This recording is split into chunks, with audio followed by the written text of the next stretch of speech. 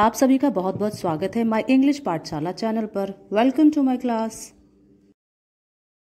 अब हम स्टडी करेंगे द थीव्स स्टोरी। इस कहानी में कुल दो मेन कैरेक्टर हैं। अनिल एक 25 साल का राइटर है और हरी सिंह ये एक चोर है जिसकी एज 15 ईयर है। इस कहानी का स्पीकर या नरेटर हरी सिंह ही है और वो बताता है कि कैसे वो अनिल को मूर्ख बनाने की योजना बनाता है, पर अनिल की अच्छाई के कारण उसकी पूरी लाइफ ही चेंज हो जाती है। तो चलिए स्टडी करते हैं अपनी कहानी और जानते हैं आखिर उस चोर के साथ क्या होता है। हरी सिंह कहता है कि जब मैं अनिल से पहली बार मिला तो उस टाइम मैं एक चोर था और मेरी एज 15 ईयर्स थी, पर मैं एक काफ़ी सफल और अनुभवी चोर था। जब मैं अनिल के पास पहुंचा तो उस समय अनिल रेसलिंग यानी कुश्ती का मैच देख रहा था। वो एक 25 साल का दुबला पतला और सीधा साधा युवक था। मैंने सोचा कि मैं बड़ी आसानी से इसका विश्वास जीतकर इसे मूर्ख बना सकता हूँ। किसी को भी मित्र बनाने के लिए थोड़ी चापलूसी करना सही रहेगा। ये सोचकर मैंने अनिल से कहा, आप एक पहलवान दिखते हैं। अनिल ने कहा, हाँ हाँ उसी प्रकार जिस प्रकार तुम भी एक पहलवान दिखते हो। मैं चुप हो गया और फिर मैंने पोलाइटली बोला, हाँ मैं थोड़ी कुश्ती कर लेता हूँ। अनिल ने पूछा, तुम्हारा नाम क्या है? हरी सिंह। मैंने एक झूठ बोला। मैं हर माह एक नया नाम रख लेता था ताकि पुलिस और पुराने नौकरी देने वाले मुझे पहचान ना सके। मैच के बाद अनिल जाने लगा तो मैं भी उसके पीछे पीछे चल दिया। अनिल ने पूछा, तुम मेरे पीछे क्यों आ रहे हो? हरी सिंह। मैंने मुस्कुराते हुए कहा कि मैं आपकी सेवा करना चाहता हूँ। अनिल, पर मैं तुम्हें सैलरी नहीं दे सकता। मैंने 1 मिनट के लिए सोचा और बोला, क्या आप मुझे खाना खिला सकते हैं? अनिल, यदि तुम खाना बना सकते हो तो मैं तुम्हें खिला भी सकता हूँ। इसके बाद वो मुझे एक अपने रूम पर ले गया जो जमुना मिठाई भंडार के ऊपर था और मुझसे बोला, तुम बालकनी में सो सकते हो। उस रात मैंने जो खाना बनाया था वो बहुत ही खराब था। अनिल ने उस खाने को गली के कुत्ते को खिला दिया और मुझसे कहा कि तुम यहाँ से चले जाओ, पर मैं उसके आसपास ही मुस्कुराते हुए टहलता रहा। ये देखकर अनिल भी अपनी हंसी रोक नहीं पाया और मुझसे बोला कि चलो कोई बात नहीं, मैं तुम्हें खाना बनाना सिखा दूंगा। अनिल ने मुझे मेरा नाम लिखना सिखा दिया और संख्याओं को जोड़ना सिखा दिया। उसने ये भी बोला कि जल्दी ही वो मुझे होल सेंटेंस यानी पूरा सेंटेंस लिखना भी सिखा देगा। मैं सोचने लगा, यदि मैं लिखना सीख जाऊंगा तो पढ़ लिख कर मैं काफ़ी आगे बढ़ सकता हूँ। मुझे अनिल के लिए काम करना अच्छा लगने लगा था।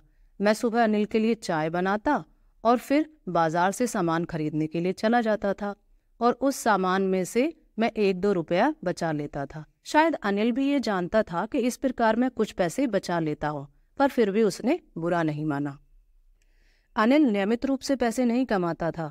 वो 1 सप्ताह उधार लेता था और फिर अपने अगले चेक के लिए परेशान रहता था, और जैसे ही उसे चेक मिल जाता था तो वो अपने दोस्तों के साथ पार्टी और मौज मस्ती करके उसे खर्च कर देता था। अनिल किसी मैगजीन के लिए लेख लिखने का काम करता था। एक शाम वो नोटों की गड्डी लेकर आया। उसने मुझे बताया कि पब्लिशर ने उसकी बुक खरीद ली है, और रात में मैंने अनिल को बिस्तर के नीचे पैसे रखते हुए देख लिया था। मैं अनिल के लिए 1 महीने से काम कर रहा था और बाजार से सामान खरीदते समय जो 1-2 रुपया की हेरा फेरी करने के अलावा मैंने कोई बड़ा हाथ नहीं मारा था। मेरे पास चोरी करने का पूरा मौका था क्योंकि अनिल ने मुझे रूम की एक चाबी दे रखी थी और मैं अपनी मर्जी से रूम में कभी भी आ जा सकता था। मैंने अनिल जैसा विश्वास करने वाला व्यक्ति दूसरा नहीं देखा था, इसीलिए तो उसे लूटना और भी कठिन लग रहा था। किसी लोभी व्यक्ति को लूटना तो आसान है क्योंकि वो इसे आसानी से सहन कर सकता है, पर एक लापरवाह व्यक्ति को लूटना कठिन काम है क्योंकि कभी कभी तो ऐसे व्यक्ति को पता ही नहीं चलता कि उसे लूटा भी जा रहा है। इसलिए तो चोरी करने का सारा मजा ही किरकिरा हो जाता है। अब समय था असली काम करने का, जिसके लिए मैं यहाँ आया था।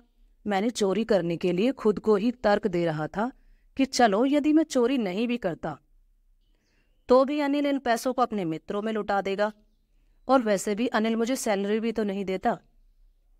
अनिल सो रहा था। मैंने सोचा कि यदि मैं अभी पैसे चुरा लेता हूँ तो 10:30 पर लखनऊ एक्सप्रेस पकड़ लूँगा। मैं अनिल के पास गया। उसका चेहरा एकदम बेदाग था जबकि मेरे चेहरे पर काफ़ी दाग थे। मैंने गद्दे के नीचे से नोट निकाले और बिना आवाज़ किए बाहर निकल गया। जब मैं सड़क पर आया तो दौड़ने लगा और नोटों को पायजामे के नाड़े से बांध लिया था। सभी नोट 50-50 के थे और टोटल 600 रुपये थे। मैंने सोचा कि इन पैसों से मैं 1-2 सप्ताह तक तो बड़े आराम से एक अरबपति जैसा लाइफ स्टाइल जी सकता हूँ। मैं स्टेशन पर पहुंचकर बिना टिकट लिए ही प्लेटफॉर्म की ओर भागा। लखनऊ एक्सप्रेस अभी अभी अभी चल पड़ी थी। मैं चाहता तो आराम से किसी भी कंपार्टमेंट में बैठ सकता था, पर पता नहीं मुझे क्या हुआ, मैं खड़ा ही रह गया और आगे बढ़ ही नहीं पाया। ट्रेन चली गई और अब स्टेशन पर मैं केवल अकेला ही खड़ा था। मुझे नहीं पता था कि मैं रात को कहाँ रुकूंगा। इस शहर में मेरा कोई मित्र भी नहीं था, क्योंकि मेरा मानना था कि फ्रेंड्स हेल्प कम करते हैं और परेशान ज़्यादा करते हैं। अब मेरे पास पैसे थे और मैं चाहता तो आराम से किसी होटल में रुक सकता था, पर मैं ये नहीं चाहता था कि लोग मुझे देखकर शक करें कि इसके पास इतने पैसे कहाँ से आए। इस शहर में मेरा इकलौता परिचित व्यक्ति अनिल ही था, जिसे मैंने अभी लूटा था। मैं स्टेशन से बाहर निकला और धीरे धीरे बाजार से गुजरा। चोर बनने के साथ साथ मैंने लोगों के चेहरों को पढ़ना भी सीख लिया था। जब किसी व्यक्ति का धन लूटा जाता था तो लोभी व्यक्ति तो भयभीत हो जाता था और धनी व्यक्ति बहुत क्रोधित होता था। गरीब व्यक्ति जल्दी से स्वीकार कर लेता है कि ये हमारे भाग्य में ही नहीं था। पर मैं जानता था कि जब अनिल को इस चोरी के बारे में पता लगेगा तो वो बहुत उदास हो जाएगा। इसलिए नहीं कि उसके पैसे चोरी हो गए हैं, बल्कि इसलिए कि उसका भरोसा टूट गया है। ये सोचते सोचते मैं एक मैदान में आ गया और एक बेंच पर आकर बैठ गया। ये नवंबर की ठंडी रात थी और हल्की बारिश ने मेरी समस्या को और भी बढ़ा दिया। मेरे सारे कपड़े भीग गए और कपड़ों में रखे पैसे भी भीग गए। अब मैं 1 घंटा घर में आश्रय के लिए बैठ गया। उस समय घड़ी में रात के 12 बजे थे। मैं फिर सोचने लगा कि अनिल इन पैसों में से सुबह 1 या 2 रुपए मुझे सिनेमा देखने के लिए दे देता, पर अब तो सारे पैसे मेरे ही पास हैं और अब ना तो मुझे अनिल के लिए खाना बनाना है, ना बाजार से उसके लिए सामान खरीदना पड़ेगा, और ना ही मैं पूरा सेंटेंस लिखना सीख सकता हूँ। जैसे ही मुझे पूरा सेंटेंस सीखने वाली बात याद आई तो मुझे समझ आया कि चोरी करना तो आसान काम है, पर पढ़ना लिखना आसान नहीं है। यदि मैं पूरा सेंटेंस लिखना सीख लेता हूँ और धीरे धीरे अच्छी शिक्षा प्राप्त कर लेता हूँ तो मैं खुद 50-50 की जगह 100 के कितने ही नोट पूरे सम्मान के साथ कमा सकता हूँ। मैं खुद को ये सब समझाकर अनिल के पास लौटने का निर्णय लेता हूँ। मैं घबराया हुआ जल्दी जल्दी चल रहा था, क्योंकि चोरी करना जितना आसान था उतना ही कठिन था बिना पकड़े जाना उन पैसे को लौटाना। मैंने दरवाज़ा खोला तो अनिल अभी भी सो ही रहा था। मैंने धीरे से जाकर पैसे उसके बिस्तर के नीचे रख दिए। जब मैं अगली सुबह उठा तो अनिल पहले ही चाय बना चुका था। उसने अपना हाथ मेरी ओर बढ़ाया। उसकी उंगलियों के बीच में 50 का नोट था। मेरा दिल बैठ गया। मैंने सोचा कहीं मेरी चोरी पकड़ी तो नहीं गई, पर अनिल ने कहा कि अब से तुम्हें नियमित रूप से सैलरी मिलेगी। मैंने नोट ले लिया और मैं समझ गया कि अनिल को चोरी के बारे में पता लग गया है, क्योंकि नोट रात की बारिश के कारण अभी भी गीला ही था। पर अनिल ने मुझसे कुछ नहीं पूछा और वो बोला, आज हम वाक्य बनाना शुरू करेंगे। वो सब कुछ जानता था, पर ना तो उसके होठों से और ना ही उसकी आंखों से ये बात प्रकट हुई। मैंने अनिल को अपनी सर्वाधिक आकर्षक मुस्कान दी और ये मुस्कान बिना किसी प्रयास की आई थी।